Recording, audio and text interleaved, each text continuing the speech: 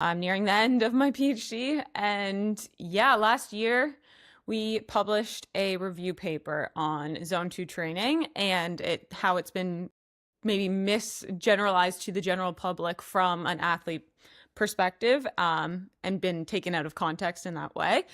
But really, we just wanted to address the claims that circulate on social media and that people wholeheartedly believe despite maybe not having much evidence. So I came into the topic of Zone 2 because I listen to podcasts, I consume social media. So I was seeing Zone 2 everywhere from people that are highly educated, I highly respect, and making claims about Zone 2 exercise, this very low intensity exercise right before our lactate threshold, our first lactate threshold.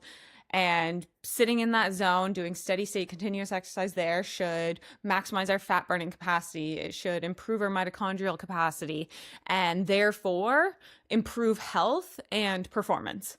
And from an athlete perspective, we want to have high fat oxidative capacity because that means that we're just delaying when we need glycogen. So if we can delay glycogen use to the end of our race, that's better because we have high fat oxidative capacity. And fat oxidative capacity is highly determined by mitochondrial function, mitochondrial content. So that's where we burn fat for fuel as well as glucose. But if we can burn fat effectively, then it's good and have good mitochondria. So I care about mitochondrial function from a both health and performance perspective.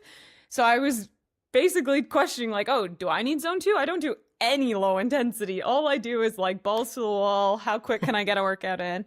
And then I started thinking about myself. So I brought it to my PhD supervisor, asked him if maybe I could do a PhD looking at Zone 2. He started questioning me, basically couldn't wrap his head around the claims online. He's not on social media. So he was like, what? Those don't make sense. Like, this is how we understand exercise physiology. If this is the theory, then that should, the theory and how we understand adaptations to exercise don't match the claims on social media. So I was like, so then I just went to the bottom of the abyss of I don't know what I know.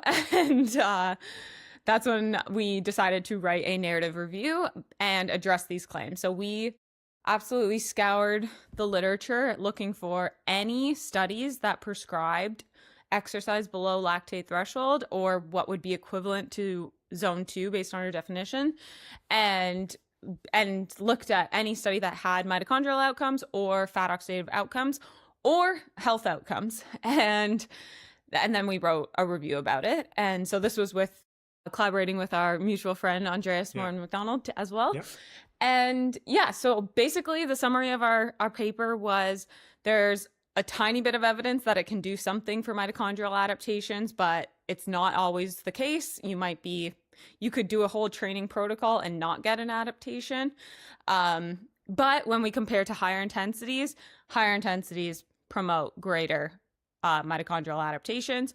Fat oxidative capacity, we found some evidence for Zone 2 improving fat oxidative capacity, but it was limited to individuals with type 2 diabetes, obesity, just sedentary to begin with. And so when you're going from nothing to something, it's probably a large stimulus to the body, and maybe that's why they're adapting.